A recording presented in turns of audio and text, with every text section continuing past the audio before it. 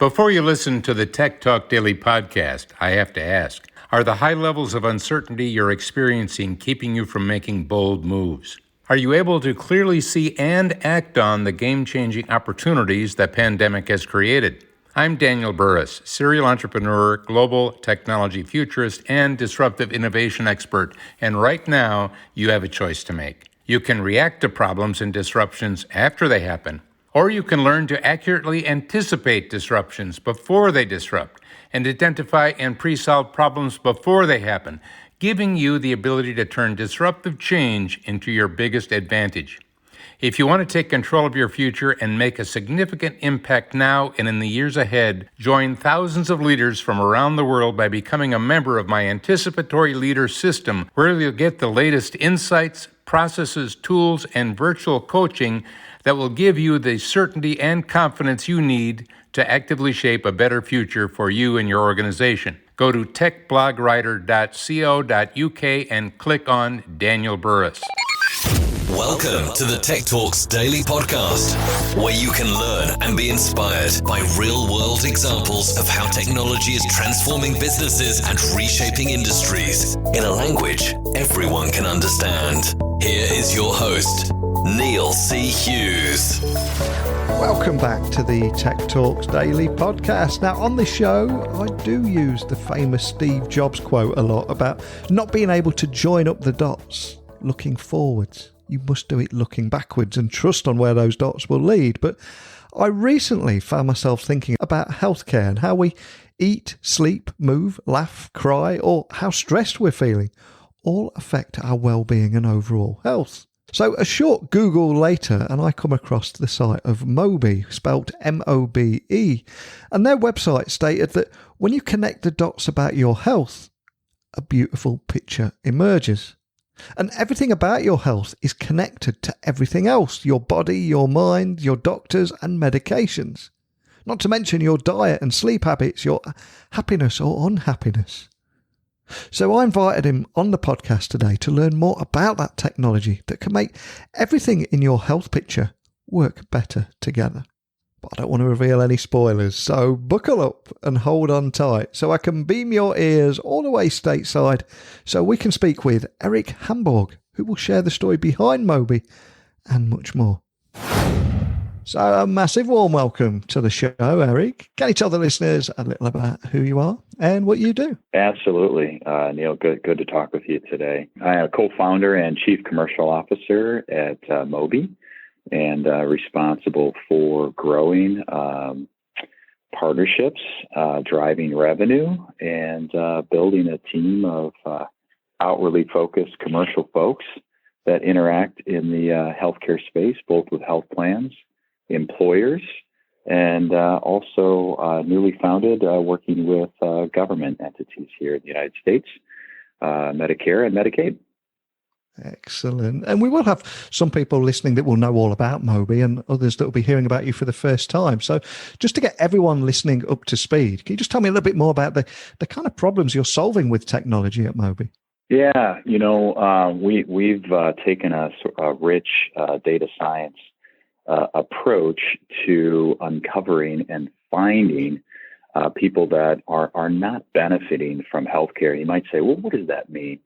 And what that means is there's a lot of people. Let me back up. There's a lot of wasted utilization of healthcare. I think we all recognize that, particularly here in the United States. What we're doing is we're taking a really deep data science look at claims. We look at medical experiences. We look at pharmaceutical use. And we develop an algorithm that helps through machine learning and AI that helps find these people that I would say are in and out of healthcare system, almost like a frequent flyer, right?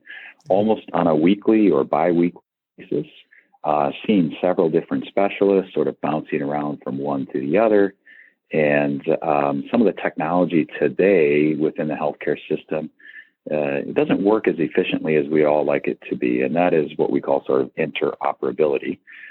Do the systems actually talk to each other, right? So that is not happening to a great degree, and so what happens is people are getting lost within healthcare, and so oftentimes we sort of talk about this at MOBE as a hidden population. How do we use data and data science and machine learning to uncover and find these people that are utilizing healthcare with great frequency, but really not getting any resolve or not getting better?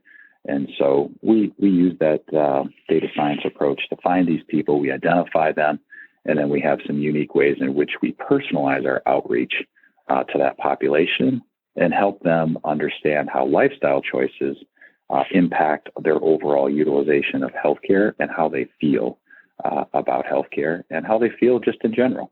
And I'm looking forward to diving a little bit deeper into everything that you do in a few moments. But something I always try and do on this Daily Tech podcast is also find out a little bit more about the very human stories behind these tech careers and tech companies. So your journey with MOBE has been one of innovation. So what led you to co-founding MOBE? I feel there's got to be a story there.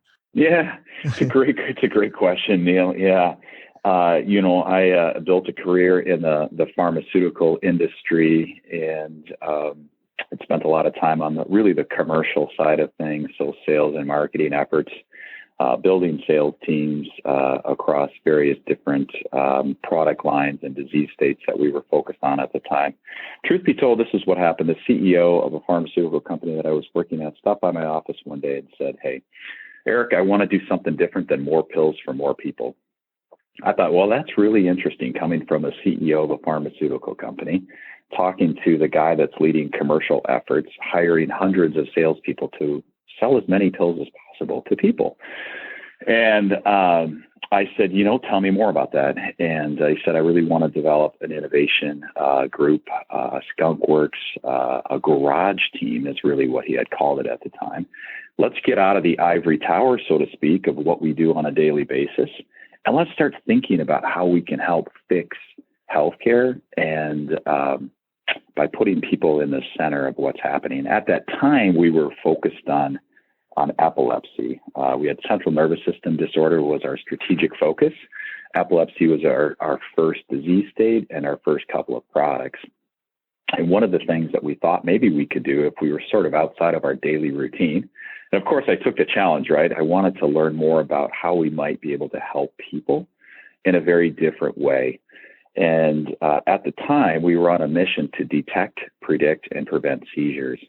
So our thesis around that was, hey, if we could really better understand sort of what's happening in one's lifestyle that's suffering from seizures, maybe we could get to a better place to be able to predict when they might likely have a seizure and warn them. So back to technology and data science, we ended up developing our own wearable to determine people's activity. We were focused on their sleep patterns. And we were even at a place where we were starting to develop sensitivity within the wearables where we could determine what type of seizure that individual is having and the severity of that type of seizure. So we built an app. We took the technology from the wearable. And the idea behind this, Neil, was we wanted to take a longitudinal approach. If we could see what's happening in people's lifestyle, we could probably have a better input or determination as to what might likely happen as in a medical or health-related condition. And so that's where we got focused, and we spent a lot of time looking at patient journeys. So we looked at a lot of healthcare claims, we looked at pharmaceutical claims, we watched these people move in and out of the healthcare system, and we found that when we put the patient in the center, we developed this technology around what do they do from a lifestyle perspective. So I don't know if you know this fact or not, but about roughly 70% of what you do from a lifestyle perspective has a direct impact on your overall utilization of healthcare. So how you eat, how you sleep, and how you move, and really your psychology and smile has a really profound impact on how you feel and how you ultimately utilize healthcare. And so at the time when we built the longitudinal model and we put data behind all of this, our next product that we were delivering, we were on the front lines of delivering a product called nasal midazolam. And that would have been the first product to really abort seizures in a very humane way. So think almost EpiPen for those people that might experience anaphylactic shock. Again, if you were able to detect, predict, and prevent seizures, this app and technology would provide early warning signal to these people that might be having a seizure or might be experiencing that aura. And then they would have the opportunity to use a nasal spray to abort that seizure. So that was the mission that we were on. And it's interesting, at some point in time, we started diving deeper into what's happening with people moving in and out of healthcare. And it migrated into what we do today, which is focused on these individuals that are chronically chronic, if you will, that tend not to engage in other care management or disease management programs. So we ended up finding a new population to work with, and that's what MOBE is focused on today. So we set out to do one thing, but we ultimately moved in a bit of a different direction. And part of that was epilepsy is a fairly small portion of the population here in the United States and worldwide. There's a whole nother group of people that are suffering from sort of chronic conditions and not feeling well. And a lot of that's tied back to their lifestyle choices. And so MOBE 2.0 moved into that direction in the spirit of always wanting to help more people. So that's a little bit of how I got into it. Love that. And here in 2020, what's MOBE's business model? How does that work, just for people hearing about you guys for the first time?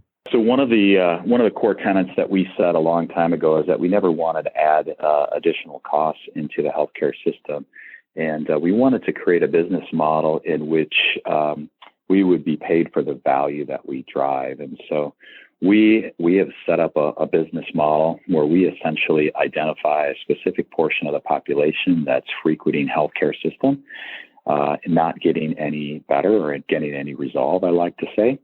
And that population is spending about 4 times more than the average population. So clearly not doing well and frankly, spending a fair amount of money in the healthcare system that feels inefficient and ineffective.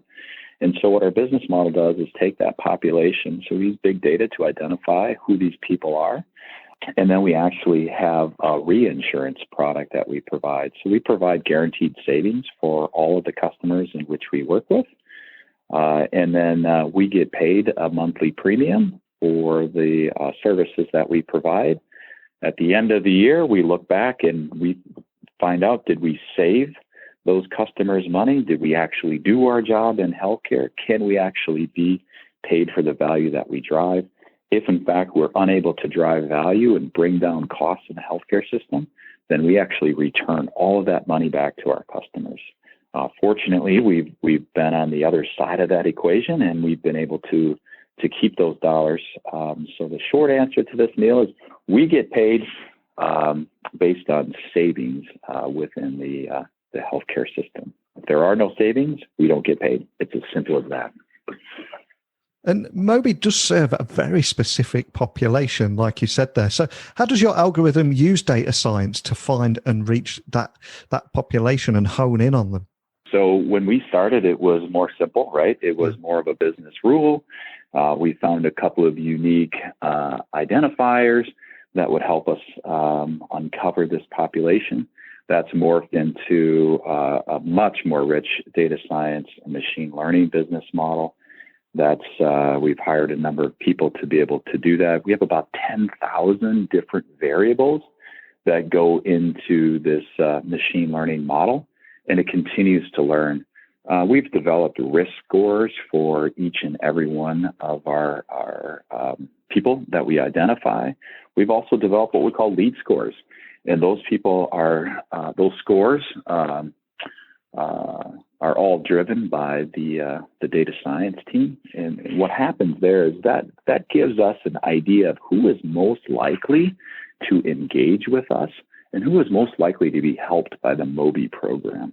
And so we've had about 5-6 years now of data science and learning on that.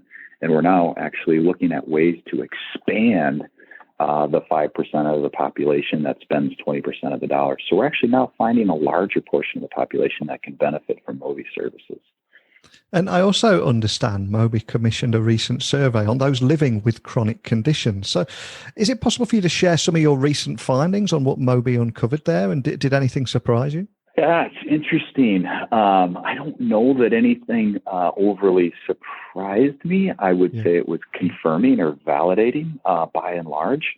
But, roughly 52% of the population within the Chronic Care Index survey that was done would say that the people don't have a good understanding after leaving their doctor's offices how they actually should take action against the advice that their doctors had given them. So there's this missing link of having the conversation with your doctor.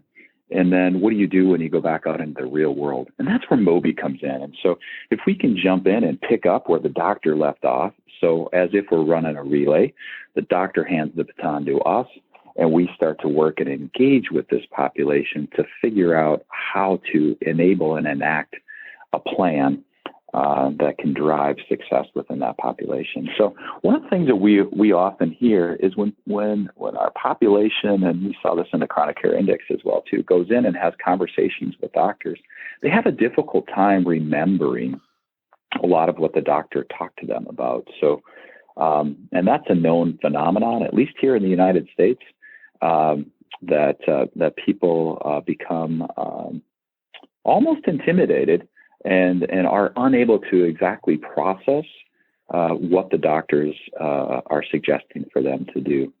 So that's where MOBE jumps in and we help out. And so I would say at the end of the day, the Chronic Care Index was super helpful to understand what's going on and what's going through these individuals' minds.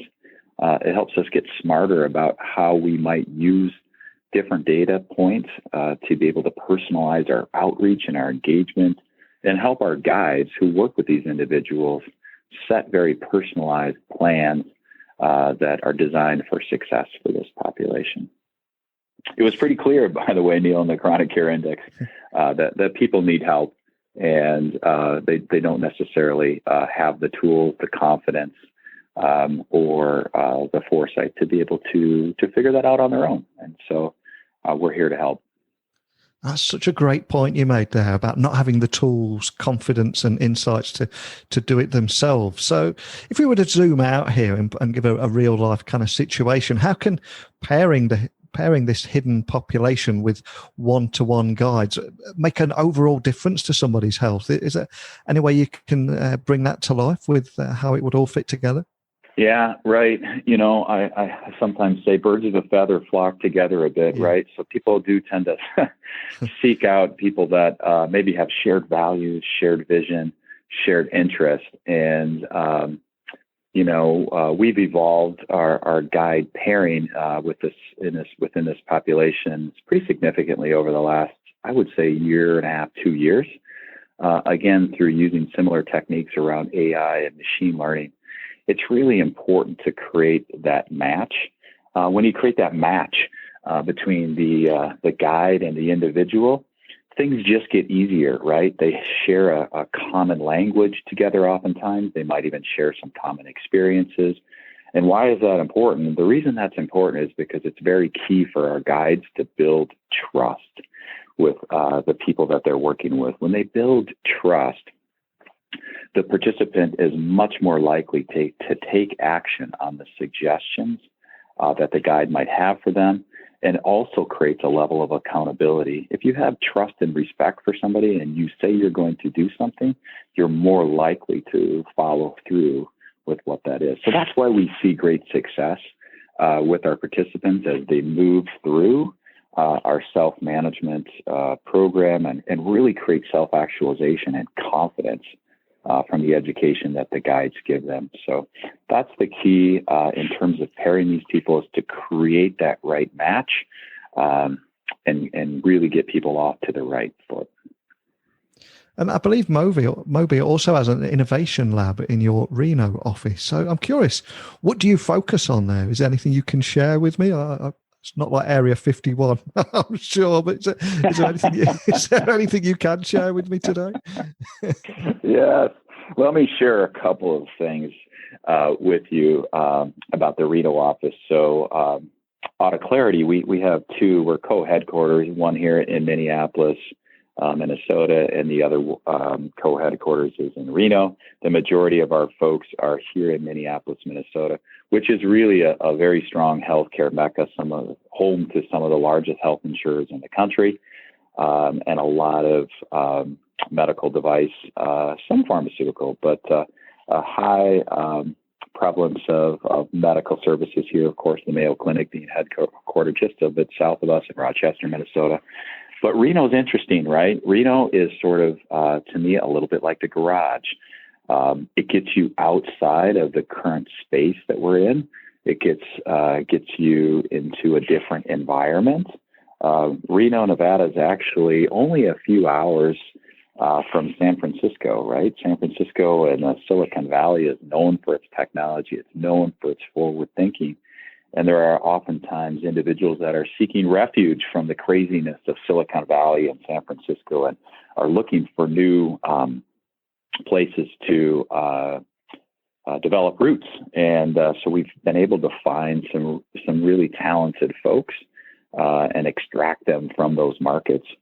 And then the key thing that it does is it provides a different environment for us to think differently about healthcare. We think of us as a continuously learning organization and always evolving. In fact, we're spending time later today to talk about the future vision of MOBE and what we are looking to be as we move into the next couple of years. It's super exciting work. And a lot of this is led out of the Reno office. In fact, our VP of Innovation is based out of the Reno office. We experiment with things in the Reno office. So we have pharmacists that sit in the Reno office. We have guides that sit in the Reno office. And we try different things. We do a number of A/B testing, right? So we experiment and we try this with one group, and then we try something different with another group, and we look at what does that compare to. In fact, we're hiring another individual to help lead some additional innovation out of Reno. And one of the things that we're asking for, specifically in the job description, is to suspend your previous thinking and previous experience. While that's important, let's always be thinking forward about what could be the case. And we often ask ourselves this question: what would have to be true in order for us to accomplish X? And we also say in the job description for these folks that join the innovation team in Reno is you have to be okay with ambiguity. There is no regimented day-to-day sort of job experience that you would do. It really is about thinking differently and suspending those thoughts. So not too dissimilar from when we were in the garage. It was interesting. When you get into different environments, you start to think differently. When we first developed and uncovered this population with MOBE, we had validated it against some of the largest health plans in the country. And they sort of looked at us as, wow, how did you guys find this? And I think the phrase goes something like this: distance provides perspective. And that's exactly what happens here also in the Reno office. Is some of that distance helps us get perspective on how we might think about helping more people in new and different ways. And speaking of those new and different ways, is there a MOBE initiative that you're particularly excited about at the moment that you can share, of course? Yeah, there is, Neil. That's good. MOBE Health is really what I'm excited about, right? So today we pick about we uncover through, as we were talking earlier about our data science and some of the things we're doing around machine learning and AI, roughly 5% of the population spending about 20% of the dollars. I'm really looking forward to these new algorithms that we're building over time. And I just looked at some of the what we call tile work, and it helps us understand how lead scores and risk scores work together and how utilization is tied into all that. I'm excited about the fact that we might be able to find a way to double the population in which we can help.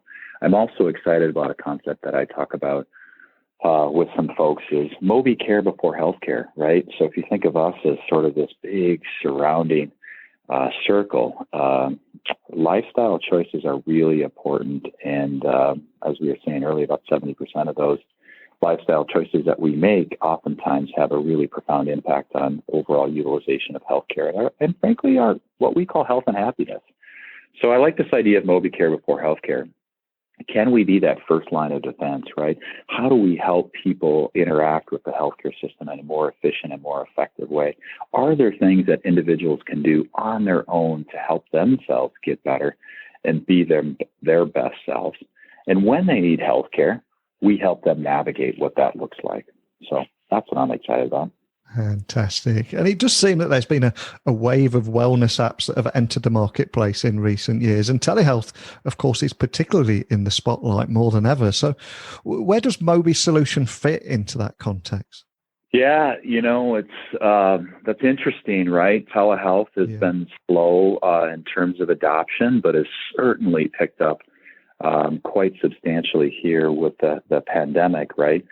People choosing to access care remotely. So oftentimes in life, it does take a very significant event to really get people to change behavior. And so we're starting to see that, as you know, just as a whole.